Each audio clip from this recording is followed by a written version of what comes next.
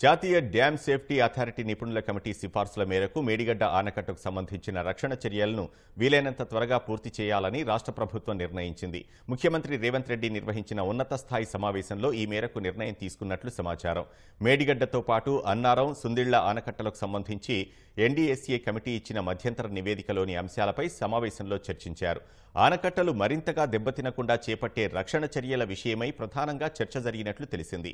ఇప్పటికే నిర్మాణ సంస్థలు అక్కడ సంబంధిత పనులను చేపట్టినట్లు అధికారులు, ఈఎన్సీలు సమావేశంలో వివరించారు. వర్షాకాలం సమీపించిన తరుణంలో తదుపరి దెబ్బతినకుండా తగిన రక్షణ చర్యలు వీలైనంత త్వరగా పూర్తి చేయాలని సీఎం రేవంత్ రెడ్డి అధికారులు, ఇంజనీర్లకు సూచించినట్లు సమాచారం. ఎన్డీఎస్ఏ కమిటీ తదుపరి పలు పరీక్షలు కూడా నిర్వహించాలని సూచించింది. ఎన్జీఆర్ఐ, సిడబ్ల్యూ, పీఆర్ఎస్ తదితర సంస్థల ద్వారా వివిధ పరీక్షలు కూడా చేయాలని తెలిపింది. వాటికి సంబంధించి కూడా కార్యాచరణపై కూడా దృష్టి సారించాలని ముఖ్యమంత్రి అధికారులకు స్పష్టం చేశారు. అన్ని అంశాలకు సంబంధించి సమగ్ర నివేదిక రూపొందించి ఇవ్వాలని నీటిపారుదల శాఖ ప్రత్యేక కార్యదర్శి ప్రశాంత్ పాటిల్ను ఆదేశించారు. నివేదిక సిద్ధమయ్యాక సీఎం రేవంత్ రెడ్డి వారం రోజుల్లో క్షేత్రస్థాయిలో పర్యటించనున్నారు. మంత్రివర్గ సమావేశంలో అన్ని అంశాలపై మరింత లోతుగా చర్చించాలని నిర్ణయించారు.